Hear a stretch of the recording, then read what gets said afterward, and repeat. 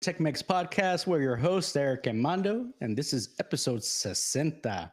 We're bringing you the top stories in Bitcoin tech and wealth so you too can go party with the CEOs. Dale. I like it. So, a little bit of context. Last week, we got invited to this event in Austin. Some of you know that we actually don't live in Austin. We live in Houston. So it's maybe what 3 hours? Yeah, it was about a 3 hour drive. For some reason, I don't remember it being all that far, but yeah, it's 3 hours. I Yeah, think I yes, just used to make it in two. Maybe that's what it is. I guess. So Back in the day. back in the day, right? So, but the good news is that now with the Teslas, it almost kind of drove maybe what 85% of the way. Oh yeah, yeah. With the full self driving, it makes it pretty simple drive. And for those of y'all that saw our our last video, we actually did a mini podcast segment there from the truck. So if y'all haven't seen that, go check it out. Which it was kind of fun though to kind of like be outside of the studio, right? Our kind of the typical setting, and then just try to improvise in the role, right? So Hmm. um, shout out to Sony. Like some of the hardware that we have right now, they're not sponsored by us. Hopefully in the future. They're not sponsoring us, right? So, but I think that some of the equipment is pretty good. They have been actually doing good hardware. So there in cameras and all of that, there is some people that they like Canon, right, versus Sony. Mhm. So right now we are, I guess, in Team Sony. Yeah, right now the cameras we're using are both Sony's, right? We both got the same ones, the Sony A 6400, something like that. Yeah. So, I don't but okay. So let's give them as the scoop of what happened. So we went to this event. It was basically for Flippa. If you're not familiar with that website, you can go to flippa.com. And basically, it's like a marketplace to be able to buy or sell businesses. Um, I have been there maybe almost 11 years since, I don't know, 2012. We have done a couple transactions, even you and me. We were able to get a website from there and sell it. But it was very interesting because we actually have the chance to meet the CEO for Flippa. His name is Blake. And yeah, I mean, it was packed. I mean, it was a small place, but it got packed very quickly. Yeah, actually, they have pretty good reach there. Most, I think we were the only ones that actually traveled to get there. Oh, beside obviously Blake, because Blake is from where? Australia? Is that what he said? Australia, like I mean, when you think that 3 hours is bad, imagine like going across the globe, man.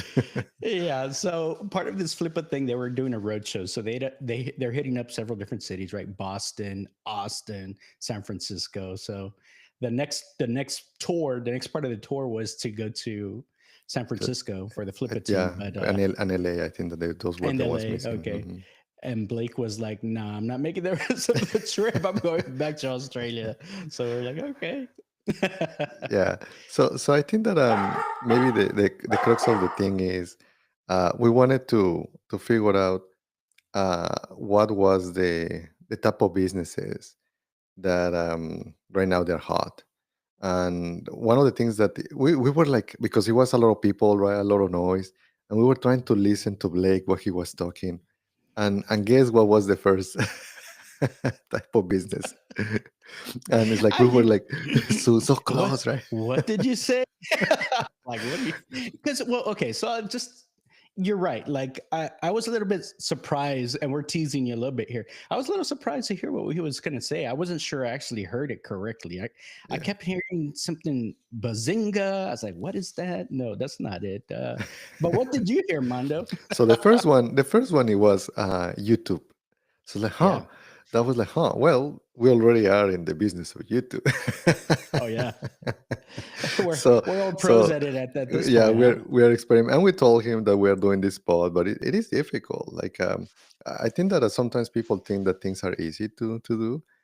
We already are almost 1 year in, and learning about a lot of things, right? Editing, storytelling, public speaking, right? Lighting. So there is a lot of different topics to the mix. So it was not a surprise for me, YouTube, because there is a lot of content creators, a lot of people out there, right? So I got that part. But the second one was the one that it was like, huh? then then the guy basically, yeah, yeah. And let me tell you what is the other one, plugins. And We're we all were like, leaning in. We're like, plugins.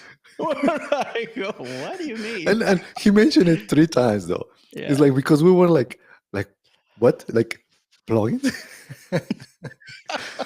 So for those that you don't know what we are talking about is like, maybe if you're using Chrome, there are some extensions that you can add to your Chrome browser. The most popular one out there is basically the ad blocker. People don't want to have ads, so that's a Chrome extension.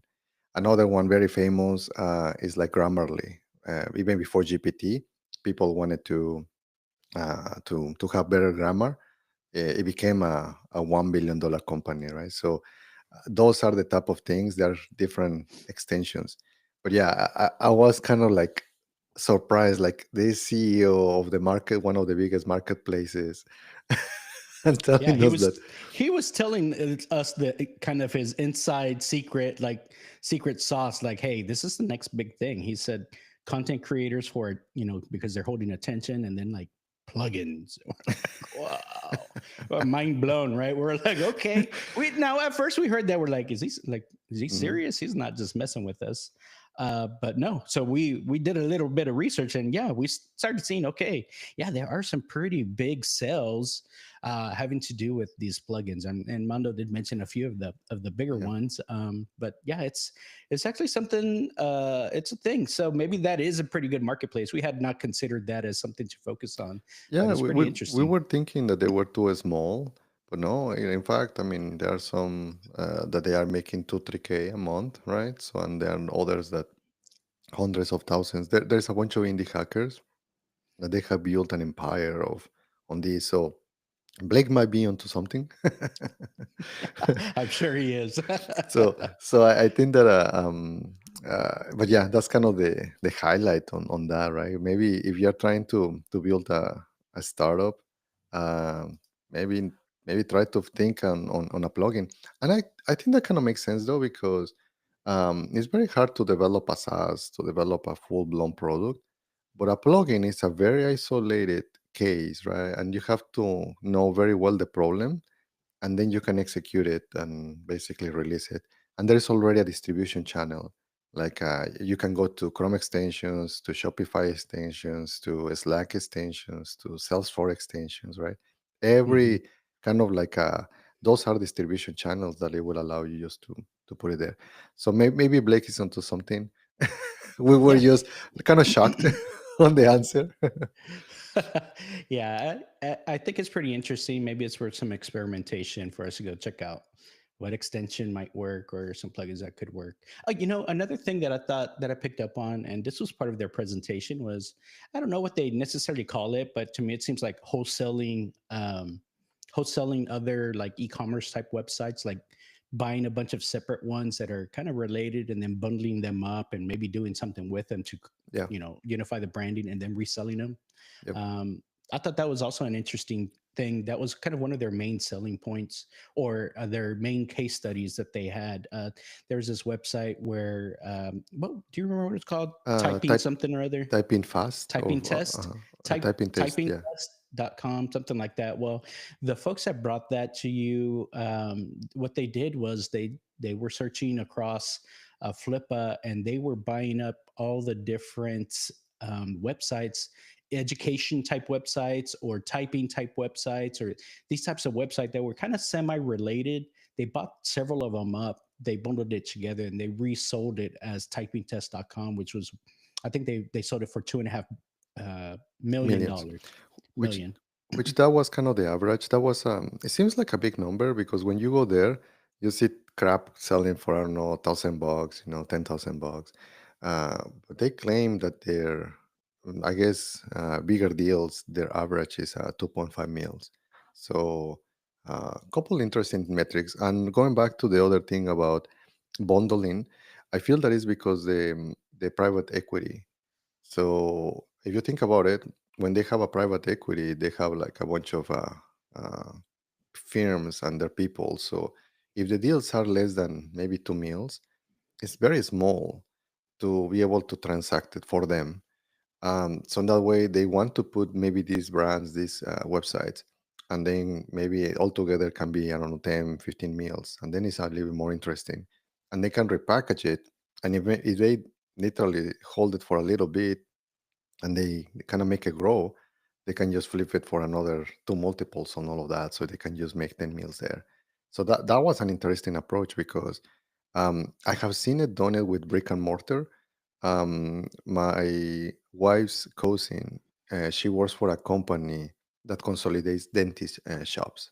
So basically, if you have like, let's say in Houston, maybe three dentist offices, and they're like, hey, you want to just cash out, they come and buy you out, and they bundle them in their brand, and they actually come and change it, right?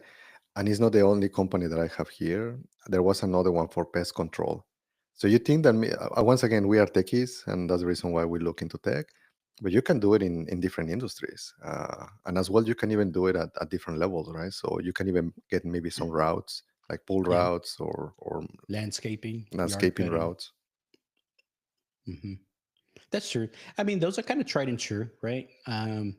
Maybe not glamorous or things like that, but as Cody Sanchez says, these boring businesses are the ones that are generate some of that money consistently. So I think the approach of bundling or selling a route, expanding a route, making it bigger, I think that's something that maybe people are looking for. You hear the same thing also about like cleaning businesses, things like that, whether it's like cleaning office buildings or whatever the case is. I mean, if you get enough contracts, you build up the amount of contracts that you have, and then you're able to sell it as kind of a bigger business and maybe cash out and then use that to build your next thing. So there's different approaches to it, and I guess that methodology applies across the board to different things, right? Even buying several different websites, brand them, unify them, and then resell it as one bigger company. So pretty Yeah, interesting. yeah, I think so. And talking about businesses, did you saw that what happened to Google this past week? Uh, I they, know, right? We're talking about bundling businesses together, and then we're hearing that they're trying to break some apart now too, right? I mean, that's kind of what the government, right? If you become too big, that kind of in the eyes of the government is like, hey, you're becoming a monopoly. It's like you need to start breaking apart, and that was the case for Google this week. So basically, the Department of Justice, they're calling or they're asking Google to divest from Chrome. Talking about Chrome, because they feel that is kind of in the antitrust right law. So they're holding a monopoly for the market. It's like, hey, you have to sell it. So maybe that's the one that you can buy, Ramirez. Yeah, I'm gonna rename that one. We'll make it Tech-Mex Search. It's like, why not? So Uh, I think that they have made good moves, but I feel that sometimes once again the current administration might be getting too tight in certain companies, right? On these. And talking about Google though, I remember this book um, called "Never Lost Again." Have you read it? I haven't heard of that one. Mm-mm. It's one of my favorite books about business. It's the story basically of kind of like the evolution of the mapping through the years, Like, and what basically, kind of mapping? Like Google Map, like maps? yeah, like I remember. I mean, it's not far ago, maybe 20 years when when you need to go somewhere, like you need to have like your look like literally physical map. Yeah. Like, what was before Google Maps? What was it called again? MapQuest, that was kind of the MapQuest. first one. Yeah, you had Yeah, to but print out your directions that was kind before of you went somewhere. yes. I So remember those days. there Yeah. was this company called Keyhole, and it sounds kind of a sketchy name, but it's not. That was the name of the company, and basically they kind of tell you the story of how even Google founders, they were in a board meeting, and they were playing around with Google Earth, the kind of the first one, and it was not obviously Google Earth. They just call it Earth or something like that. and it's like, hey, we need to buy this company. So it's like this company, like we need to get it. And they started getting the founders. There were some negotiations, the whole thing. And at the end of the day, they acquired them, and the rest is history. That's basically what we all use, right? I mean, I really like uh, Navigate and all of the ecosystem for Google, but that was the company that they integrated with them. So a few years, fast forward that, a few years back, do you remember Pokemon? Pokemon Yeah. Go? Yeah, I remember it was pretty popular. There was even this one called Niantic, right? Or that's how I remember it. Niantic was like this Is the Android company. or Google based thing, right? No, no, is the company that builds kind of the Pokemon. They did a deal with Pokemon, and they Hmm. created Pokemon Go as the game. So and it Yeah, became but I viral, right? remember there was, I think it was launched together with one of the Google phones or Android phones at the time, and it was called Niantic, and it was like supposed to be like very similar to Pokemon Go, but basically with a different skin. And I remember after a while, it changed from Niantic, and then it turned into Pokemon Go. I really never got into it, but I thought it was pretty interesting. Like you had to map certain things, and it was pretty interesting. It seemed like okay, a good way to collect information, right? Data, I data. mean, and that's what is happening though. It's like if you think about it, with Tesla, Cybertrucks, and all of the full self driving, plus Pokemon, they are mapping the world. Like Right. it's just funny how sometimes these companies they are data companies, or they become data companies because they are able to extract all of that. But there are some flops as well, like 23andMe. They have all of this data, Hmm. and they just literally were almost going bankrupt, right? So a couple of weeks ago that came out too. Pretty interesting. Well, I can see that because even us ourselves, we get to a point where we're able to build something and it works and it's pretty cool and there's even users, but we kind of can't get to the point where we're monetizing it, right? We can't necessarily convert users into money. So I can see, even big companies have that same problem, right? Yeah, yeah, for sure. I mean, sometimes they cannot figure out kind of how to monetize properly, or they are maybe too big, or they are paying too much in advertising.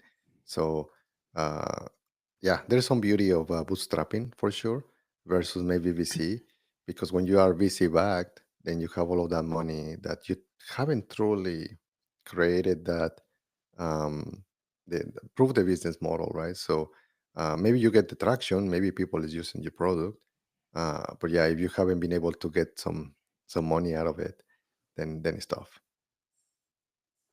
Yeah, definitely. Well, I think as we continue to see these kind of mapping advancements, I think we're going to be able to see, like, there's the Tesla robotics, right? What are they called? Uh, Tesla's robot. I forgot his name, but anyways, he's able to. I think they're going to be able to leverage that information, right, in the same Hmm. way because we're going to be relying on having these robots just walking around in the real world, so they're going to need data sets like that to be able to, you ask your robot, hey, can you walk to the store and grab me a six pack of Coca-Colas? They're going to need to be able to navigate that. Or Yeah. they could maybe hop into the Cybertruck and drive there. I'm not sure what, what would work better. Yeah, yeah, for sure. So the other thing that catch my attention this week is, have you seen the Starry Night, the painting from Van Gogh? Oh yeah, that's one of our favorites. We used to Um, have prints. We used to have those prints back in college. Back when it was super cool to take art history, and you take the class, and like you'd start picking out. Starry Night is always one of those favorite ones where you put a poster up on your wall. Yeah, Starry Night. It's pretty cool. Looks cool. so right now they actually realize that maybe Van Gogh was following the laws of physics, because in the way that the squirrely thing is, actually, they're following some laws on turbulence. So there is like a couple physics laws that kind is following it. So this is my impression. I think that is not that Van Gogh was a physicist. He was calculating, with with a ruler and a compass. Just try to draw the square. I actually think that maybe the obsession of seeing things, it just was very intuitive for him to see how they needed to behave. So it's just an extreme amount of observation that kind of makes the squirrely patterns. And for me, that was like, whoa, that's Hmm. that's neat. To me, I'm thinking, man, back in the day it was so easy to invent something or discover something because it was just you just do a painting and you run into like this discovery of turbulence and you're a physicist, right? I don't know. I think it's pretty interesting that it does follow, but it looks they just aren't they just spirals? I mean, how many ways can you draw a Just like spiral, really? your eye cannot see the science and the art, Ramirez. Come on, man. Maybe I'm just intuitive too, like Van Gogh. Isn't it Maybe. Van Gogh's the one that like cut off his ear or something, right? Yeah, yeah. It's like the Don't worry, chop. I'm not doing that. So, but yeah, that was what kind of happened on business this week. So, what else do we got? Well, let's see. We, in our last update that we did when we were doing that drive to Austin, we did mention Bitcoin. Bitcoin was doing a lot of interesting things. I think last week we did mention that the options did get approved for the Bitcoin ETF, specifically the IBIT BlackRock's version. So if you've got a Schwab account or a Fidelity account or a brokerage account, you're able to go buy IBIT and then do cover calls um, and make a premium there using options, doing options trading. So that's pretty interesting. Now, I think when that ended up happening, it caused a little bit of a price bump. So we saw that we were kind of in the 80s for the last week. Well, now we're like in the 90s. So we went from like the 88, 89. Now we're hovering around 98, 99K at this point. So it's pretty interesting. And I know we mentioned last time that we need our invite to Michael Saylor's yacht party. So I think he said at You don't 100K have he's gonna you have don't that have yours party. yet? Do you have it? Yeah. So, I mean, we are all waiting. Right now, we haven't even reached that, right? So, by the way, we have uh, already a video there waiting, right, for us to be able to celebrate the 100K. That's true. We do have a kind of a just fun short little video just to celebrate the 100K. And I guess it's a good point. Remind you guys to like, subscribe, comment. Really does help us out. We're going live actually for the first time today. So I don't know if there's any folks actually watching us. I can't tell from the screen. We haven't figured it out yet, but we are live right now. But we do want to point out we do have some viral Bitcoin all-time high videos. I think one of them does have 14,000 views. So it's pretty fun. It's just really just a remix of different Bitcoin price memes and things like that, set to some fun music. We've got another short coming out as soon as we hit 100K, just to commemorate the big 100 there. Yeah. Something that it has come up this week. Bunch of people start calling me like, "Hey, uh, what should I do? Should I sell now?" Because some of these are like also Bitcoiners, maybe not from the OGs, right? Hodlers. Not the OGs. Yeah, yeah. So these guys are maybe 5 years, but still, like a decent run, right? From Uh-huh. 2020 and so on. So they were asking me, should I sell? And others like, hey, is it too late for me to buy? So what's your thinking there? Well, yeah, you know what? It's true. A lot of people right now, I guess it's getting in the news a little bit more, right? Bitcoin and things like that. I've heard both. Should we sell? Should we buy right now? Right now, I'm hearing more about should I buy versus should I sell? Probably 4-1. So I'm still seeing a little bit more heavy should I buy versus should I sell. So it's pretty interesting to see that. But I will say, when you look at the Google search metrics, usually when you see you're kind of near the top, the Google searches are off the map, right? They peak really high, and they seem to kind of coincide with blow off tops in terms of the price. Right now, the Google search bar is actually pretty low. So in that indicator, if you consider that one of the indicators, we're not really close to the all-time high or anything like that. And time-wise, we're also not near the Mm, typical all-time high date range. Usually that'll be probably like next fall, next October is likely when we typically see that blow off top all-time high time range. So from those two standpoints, and again, we're not financial advisors or anything like that. We're probably not at the time to sell. Now, of course, this also always depends on your time horizon, right? mhm. If you're just trying to make short term gains, like buy and sell here, well, yeah, you're going to be buying and selling daily, weekly, intraday. Like there's a lot of opportunity just because of the volatility. Even though Bitcoin has been fairly stable this whole year, hasn't really seen too much volatility except for when it makes these big runs up. And so a lot of people ask, well, should I wait till I know it's going to go up? The thing is, it's really hard to time this. You will miss out on a lot of gains if you're just not already invested. By the time you see it making a run up for right now we're like 98, 99K. If you're like, well, I'm going to wait till it gets to 100 and then you decide to buy, well, depending on what brokerage or use a Coinbase, it takes a couple of days to buy it. So by the time it actually your purchase goes through, it already moved 15K and you missed out on the big run up. So that's what happened to a lot of people because we were sitting at 58, 54, Sure. 62 for a long time just last month. And we've moved up, what, 30K, 50% just in the last month. So if you weren't already invested, then you missed out on this run up 50%. Yeah. So that's what I tell a lot of people. It's like it's going to be really hard to time the market. When Bitcoin goes to a million, again, not financial advisor, are you really going to care whether you bought it at 95K or 99K? That's not really going to make too big of a difference in the long run if you are going to hold it for at least like a 5 year or 10 year term, right? Yeah.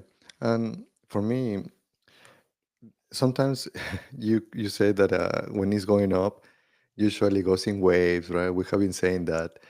But this one, if you see the chart, it's just boom. Yeah. So Bitcoin behaves in a very different way, right, compared to other instruments. Um, and again, it's I do like what you say, right? It really depends on what is your situation. If you have some extra cash, I mean, you can even DCA it, right? We have been saying this through uh, the the pod, right? So it's like, hey, maybe don't use FOMO because maybe you haven't actually learned it, fall in love with the instrument, right? It's like to be a triple maxi. Hmm. So then start maybe just DCAing it. Even it could be, I don't know, $50 a week, like whatever you spend in Starbucks, right? Like whatever you think that is like, okay, this is a way. And that can help you to not feel that anxiety or that fear. That could be one. For my friends or for the people that they have been here in a while, they also might want to cash out, and that's totally personal, right? I feel that some people like, hey, I need to pay my mortgage, or hey, I need to buy a Cybertruck, right? Like whatever it is. I, Yeah. I think that is also important to know why you want things for, right? Because this one is going to be for long, and right now, because we have the options, you might be able to start extracting some cash flow. But if not, before that, it was very tough.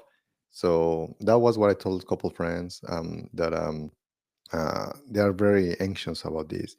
When you're trading, another thing to do is to if it's only a few years back, let's say that maybe you invested, I don't know, for a lack of better things, like hey, like maybe you just got a couple coins, and it was, I don't know, 40K when it was back in, I don't know, in 20K, and then right now you basically kind of like did several multiples, right? Then, well, guess what? Maybe pull that cash, your original cash from 2 years ago, just pull it out. Then everything else basically just remains just free money, right? Your free ride. So Yeah. Let it ride. psychologically speaking, it's a free ride, which at the end of the day, it's already in theory, it's already your money, you already make it, but it doesn't affect you psychologically. So that's maybe another approach. In our case, like some of the coins were like very very low price, right? So it's like, Yeah, yeah, double digit Bitcoin.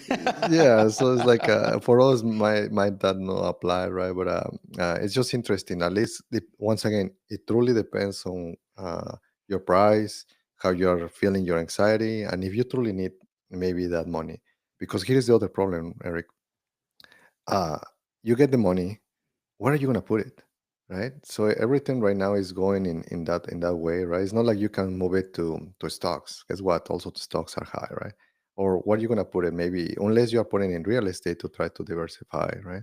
So there are not many other options neither to where to put it. Yeah, that's a good point. But like they say, you'll never go broke taking profits. So, you just got to understand where you are in life. What do you need the money for? Weigh the pros and balances. That's what you're going to have to figure out on your own. But I do know that there's a lot of people. They're asking me, how can I buy it? Is Coinbase the only way? Now, we'd have the ETF, so now you can buy through your brokerage account. And now on top of that, you can do options in your brokerage if you buy IBIT, which is BlackRock's version. I'm sure the others will get it at some point, also the ability to do options, but right now BlackRock's the only one. Yeah, they are So processing them. The yeah. other thing that I noticed when I went to my Fidelity account, now they have a crypto section. So that's another topic there. Will you trust to put your coins on Fidelity with your Mm. keys? Because That's they the will be. thing. Hmm. They always say not your coins or not your keys, not your coins, right? Hmm. So what do we think about that now? These are big institutions, man. Yeah. This is the third largest financial institution in the world. First is BlackRock, second is Vanguard, and third is Fidelity.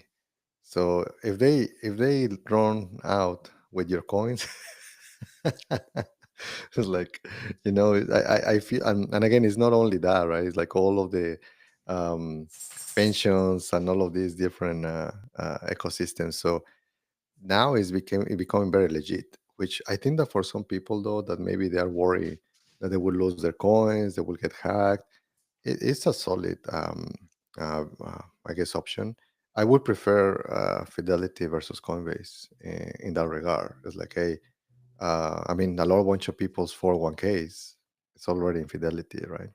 Hmm. So their retirement accounts is already in Fidelity. So I don't know. That's an interesting one. I'm still Yeah. thinking and debating myself. I would say there's probably room for both. And I'd say Coinbase, you're able to still if you want to own your own keys, if you want to store it on your own, like if you get a Trezor or something like that, or for cold storage, if you buy it through Coinbase, you can still um, take your actual Bitcoin and hold it in cold storage, so that you hold it and you're responsible for it. You don't have this third party risk where someone else is going to run off with it or whatever, right? So for those people that want to be like the ultimate um, in terms of like holding your own Bitcoin, Coinbase is still kind of one of the truer ways to be able to do that, because I don't think right now the brokerages allow you to like say, oh, send me my Bitcoin, right? You can only like buy and sell through the ETFs. And that's what I'm telling you. I saw a section where I think that they allow you now. Mm, So I need to play with that to see how it looks. Obviously, it might be just in their system, so you might not have your keys, right? hmm. But yeah, at the end of the day, it's now Fidelity. It is not a random bank, a random Yeah. institution, right? So for me, those three institutions, um, I I like them. I actually have I have done transactions, right, in the three of them. So with the three of them, so um, let's play with it and let's see. Maybe we can just come back and tell the audience what do we think. But talking about taking out some profits, Ron Paul, which is one of the spokesperson for Bitcoin, the guy's like, you know what? I don't want to regret not pulling out some cash. It's like I need some money to play with. Maybe he's getting a Lambo or something. Yeah, So probably. it's okay, Ron. I hear you. We won't judge you. What color would he buy? Yeah, maybe bright green. Like bright green, or For in this Fiat. case, orange, bright orange. That's too funny. But yeah, that's true. I mean, you got to realize where you are. Take some profits, man. Take out your initial investment and let the rest ride. Maybe that's the way to make you kind of feel better about it, like just being out there. But just realize that there's folks out there that are really, really have some high sights set for Bitcoin, and especially with the incoming administration, right? The Bitcoin Reserve, that's going to start this kind of race for buying Bitcoin globally from these sovereign nations. So uh, it's just there's so much upside for it. It's hard to ignore unless you really need the money for something. I totally get that. A lot of folks need it for whatever reason. Someone's sick, medical stuff, or they've got to buy a house because they need somewhere to live. Totally get that. There's definitely reasons to sell it, but right now we're heading into this bull run over the next year or so, where typically we see a big run up. Yeah, yeah, for sure. So what else? What else do we have? Oh my goodness! So we like to keep things kind of an even perspective, balanced perspective when we talk about Tesla. Of course, we both have Cybertrucks. We both love our Cybertrucks, but we both know that there can be problems with Tesla's QA quality control on some of their vehicles. Did you hear what happened recently? I did, and it's like, man, they set the record for for breaking a Cybertruck. Come on, So Elon. so I think that looking into the news, right? So there was this customer, right? It's like, hey, he was very excited, right? Or she was very excited, and it's like, hey, you're supposed to get your truck, and basically the person when he was called is like, you're not getting it. So 1 hour before delivery, basically the showroom, the Tesla showroom, basically said that they have some technical issues and they will not be able to release the truck. He found out that basically it got bricked. Maybe it's an update, right? So it's kind of hard to tell. Sometimes these vehicles, it could be maybe a firmware update that didn't went well, and it just break the whole computer, right? And then obviously because it has a whole engine, a machine there internally, then the truck maybe didn't work properly. But very interesting. What's your thinking? Um, I think just because it's Cybertruck, that's why it makes the headlines. Of course, this is a problem for all vehicle manufacturers out there, not just Tesla. But it's fun because it's a Cybertruck, right? I will say, I when we first bought our Tesla Model Y, just like last year or the year before, um, within like the first month, also the CPU got bricked somehow. It was still drivable, so we were able to still drive it, but the screen did not work. Navigation didn't work. We couldn't like listen to the radio. It bricked, and that was just within the first month. So we took it in. Fortunately, it got repaired in just a couple of days. It just switched out the CPU in there, and everything worked fine again.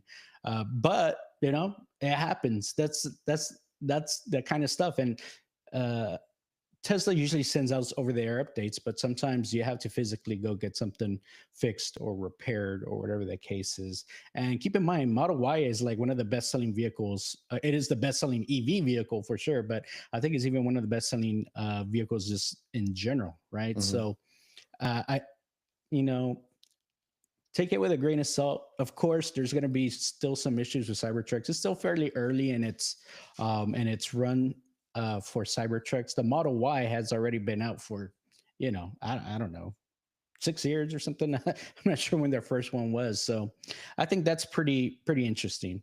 But that doesn't necessarily scare off everybody.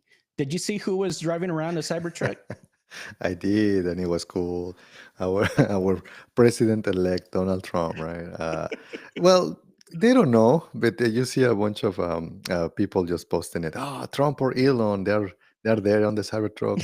Which, yeah, I mean, if they mentioned that Trump was going to see one of the launches uh, Yeah, for SpaceX. SpaceX, Hmm. So and then you can see all of the different security cars going in the truck. So it was pretty cool. Yeah, I mean, if you haven't seen the video, maybe we can put it in when we do our editing and we release this, right? Because right now we're live, right? Um, you can see like the whole caravan of like 8 vehicles or whatever, and in the middle there's a Cybertruck. You know, you see the black Tahoes or whatever they are in the front, and behind in the middle you see the Cybertruck just going down the road. So it's a cool video. I mean, it's kind of interesting how this Elon and Trump have become like fast friends. It's kind of really interesting, and now you even see Trump out there. It's a bromance.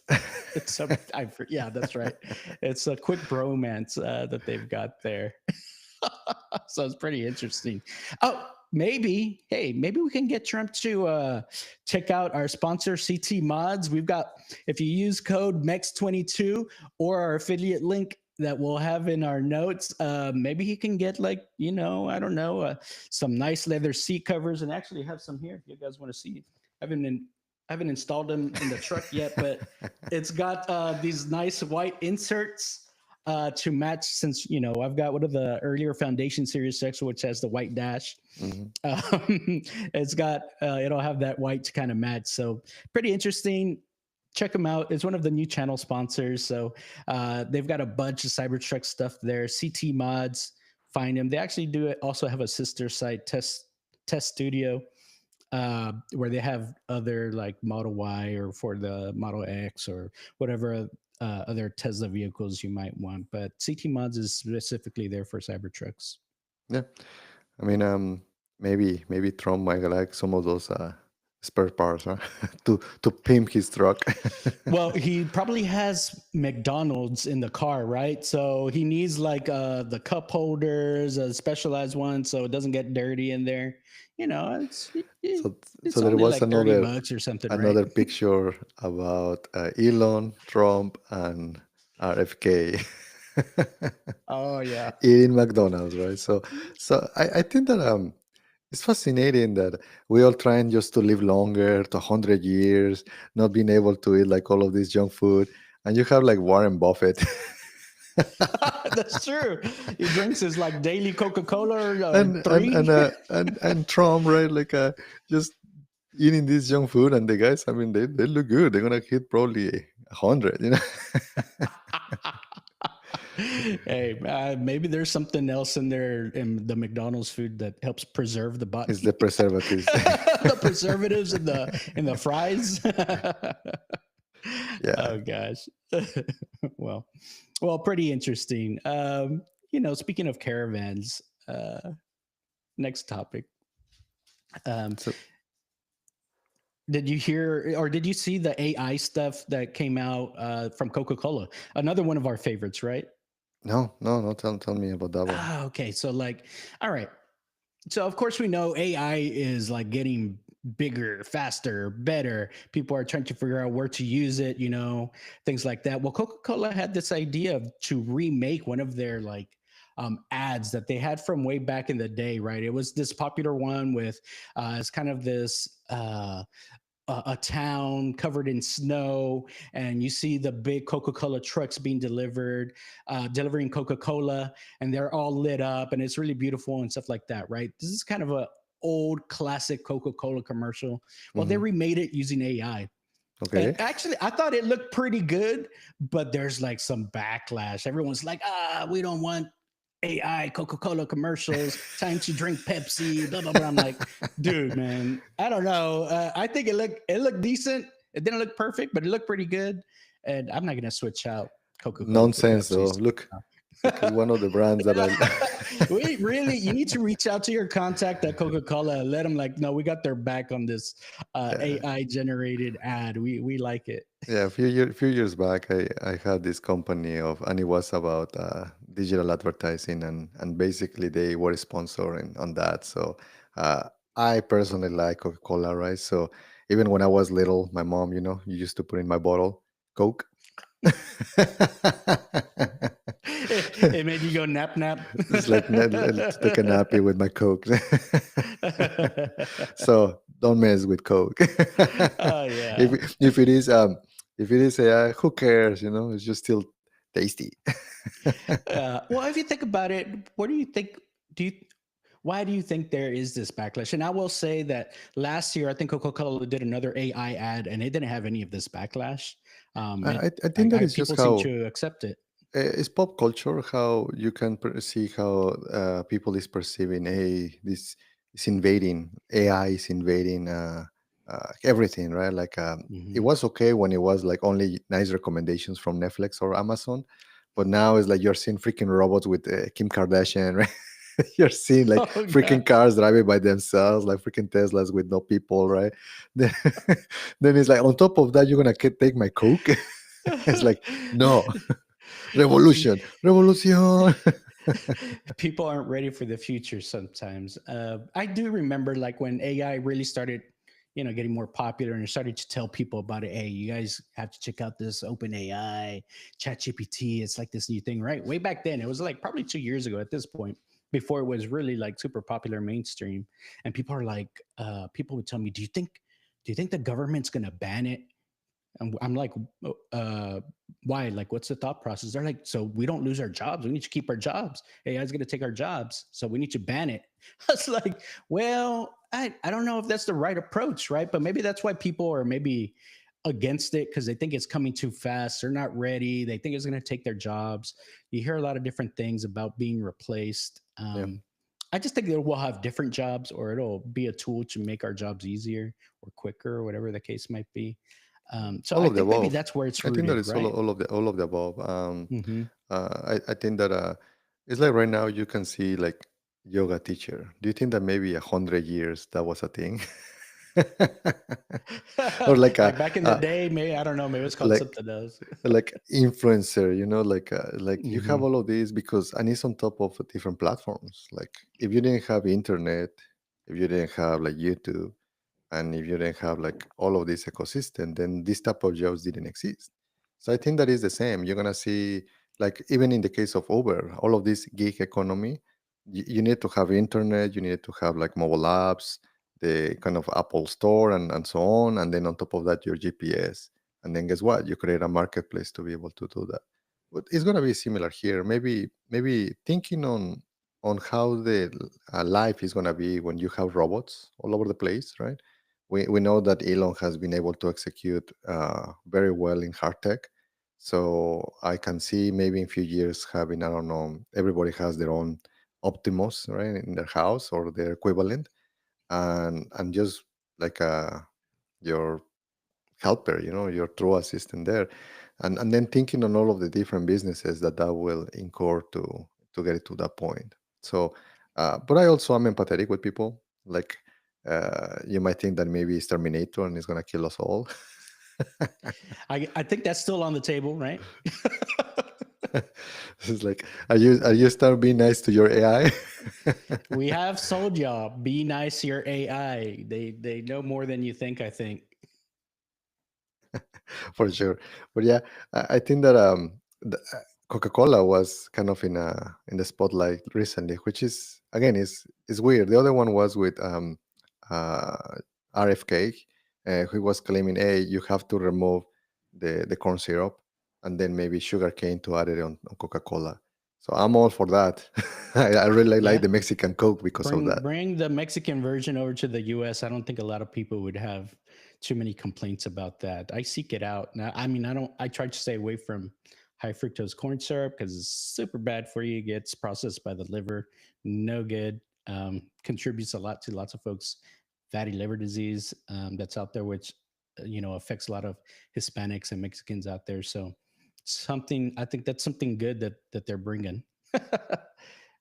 Yeah, I think that we will see how all that turns out. So um, Yeah. yeah. Well, speaking of like AI and the robots, like you mentioned, Kim Kardashian actually did some. She posted some pics and some videos this week of her and the robot.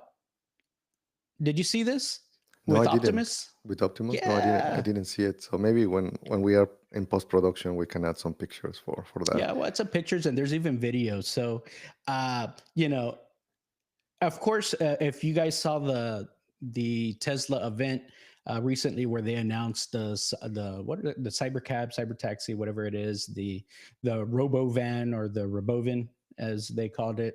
Um, and they had the next version of Optimus out there just walking around among the people, interacting, very, very interesting. Well, now it looks like Elon has given Kim Kardashian one of these robots ahead of time. I'm assuming just to start doing some publicity and things like that. And you see Kim just kind of interacting with it, doing the heart symbol, and the robot kind of meets her halfway and does like that. The robot offers to go running with her, dance, things like that. So it's very, very interesting kind of their approach right here. Maybe they're trying to use influencers to kind of make them a little bit more acceptable in just kind of everyday life. I mean, if Elon wants to send us one of these Optimus robots, I'd be happy to have him on the podcast too with us. Just kind of show he's not threatening. It'll be okay. It will be okay, right? And Skynet is coming. That's too funny. Well, I don't know. And like we saw the backlash with the AI Coca-Cola stuff. There's a little bit of backlash here. I think Kim was actually promoting one of her, what is it called? She has these like Spanx or whatever they're called. I don't know what Mhm. her version is, but promoting some of that with this robot. It was a little bit of weirdness to it, but I think it's good for Optimus and Tesla. It look pretty cool. I'm ready to get one. They're saying it'll cost less than a Model Y, so why not? Yeah, and like I said, right, if you have a device that can just do your dishes every day and all of the chores at home, like people will just buy it. They might even care more about that than a car, right? So, um, yeah, I can see that going mainstream very, very quickly. Yeah, so I'm waiting for Michael Saylor's 100K yacht invite and for Elon to send us an Optimus robot so we can have him on the podcast. All right, man. Ah, I think that we have a we good got a good one. one. Yeah, we got Yep. a good one. Hey, if you liked our content today, go ahead, like, subscribe, and comment. Again, reminder, uh, we've got Mex 22. If you go out to CT Mods, if you got a Cybertruck, you want to pick something up, we're gonna show a review of our leather seats, and then also we've got a Cybertruck cover that we're gonna show on the site. They do have 35% off right now if you go to CT Mods website. So y'all check them out. Check out our all-time high videos, meme videos. We're pretty close to 100K. We'll probably release something special too for that as well. I think we've got everything wrapped up here. So we will Cool. see y'all next time. Dale. Bye.